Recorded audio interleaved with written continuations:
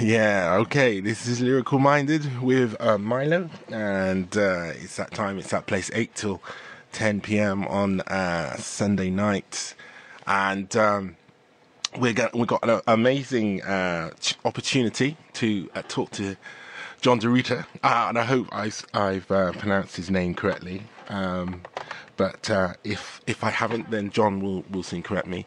And he's actually going to be coming to Bristol next week. He's going to be talking between Thursday, April the 15th, and Sunday, April the 18th, at the Winston Theatre, Bristol University Students' Union, Queen's Road, Clifton.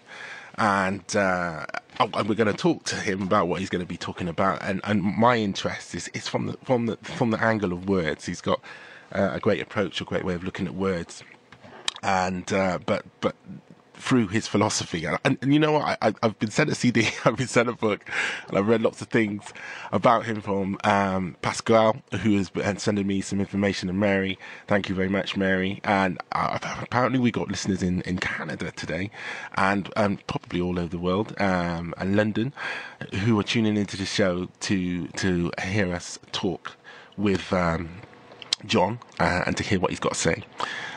So hello to all of you out there. And this is well, I call it a poem, but this is from the introduction from John's book, Unveiling Reality. Wake up. It's not necessarily pleasant. You get to see why all this time you choose to sleep. When you wake up, the first thing you will see is reality does not exist for you. You exist for it. Shocking as it is, when you let it in, there is rest.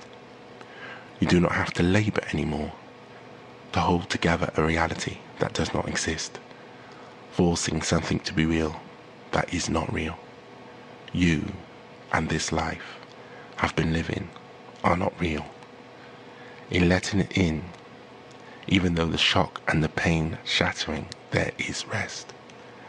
Reality is when all you want to know is what is true, just so that you can let it in and be true. Reality is not a safe place for you, the you that you have created. It is only the place where you would die, where there is no room for your hopes, your dreams. Once you have let it in, once you begin to reawaken, to let reality wake you up, nothing can get it out.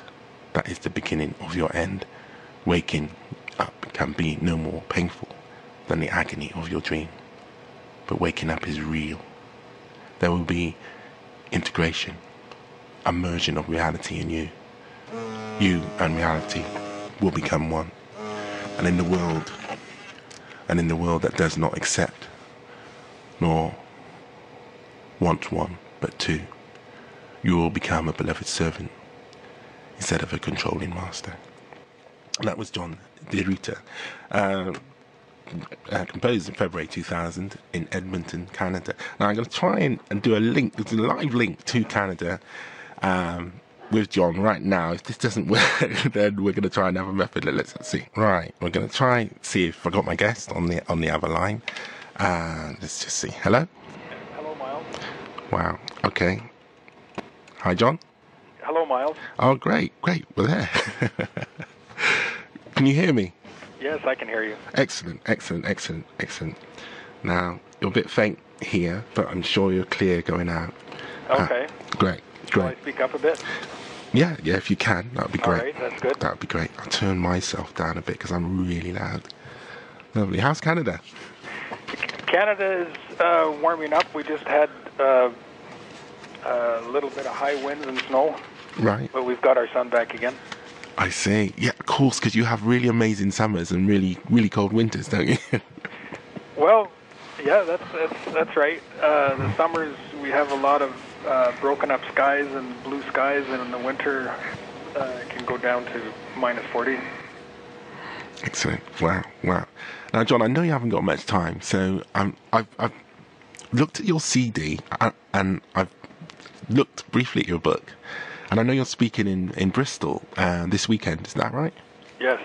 Right. And I read one of, oh, I call them poems. It's beautifully constructed. And just after the introduction, Waking Up, can you tell me a bit about that poem and what it's really saying?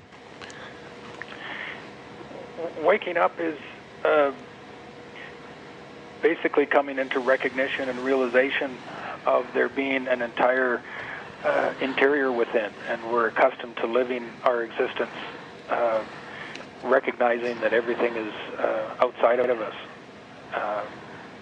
And in waking up, then there's coming to terms with what we are within much deeper than even who we are. First, it's recognizing any distortion in what we're being of who we are, and as soon as we've cleared up that distortion through a profound kind of honesty, then we start to access greater depths within of our interior, and then we start to realize in such an awakening that there is as much within to know as there is outside of ourselves to know.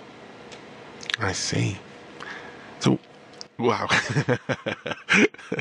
We only got 10 minutes. When you say inside of yourself, where are you taking this from? You mean your heart, your mind, your... Well, it's everything, but it's not so much the mind, because it's the mind that we're accustomed to using is one that's suitable to a self that functions with believing that all of reality is outside of ourselves. So there's a different kind of use of mind in navigating through our own interior. It's more of a subtle mind, a subtle use of mind. It's not using concepts that we've learned.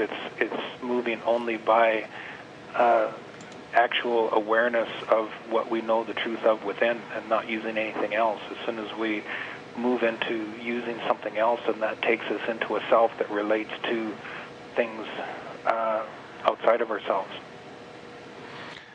And how do we know what the truth is within? As Pilate said, what is truth?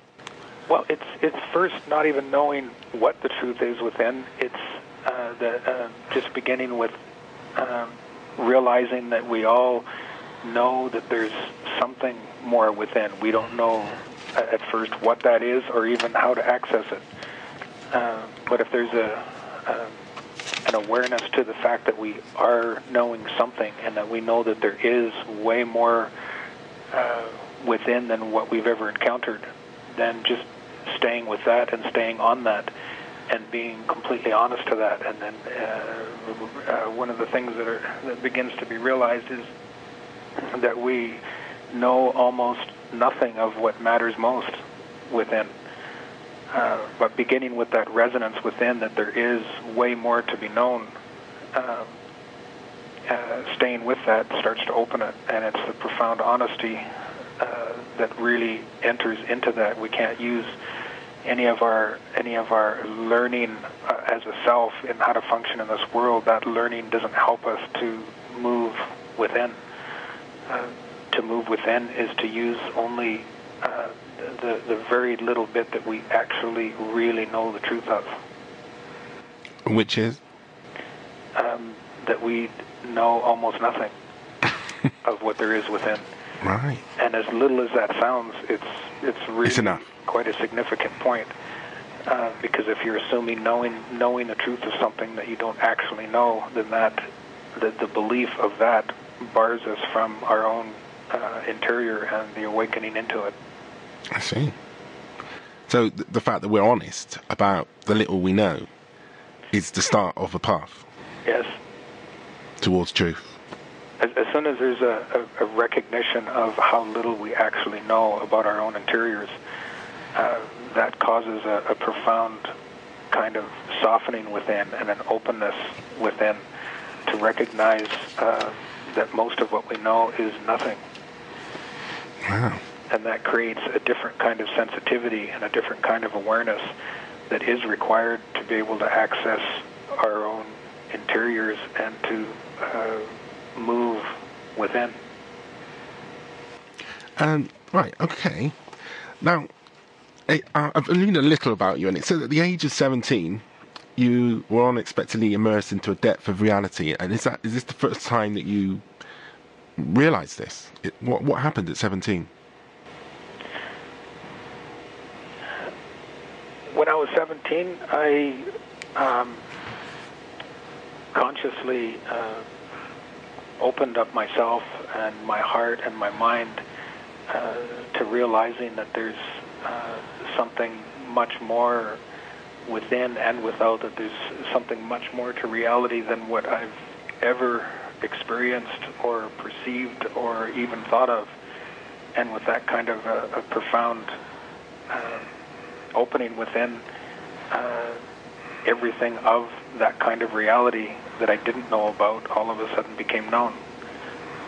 So then I was in the full experience within and without of everything being completely other than what I understood to be real in my accustomed self.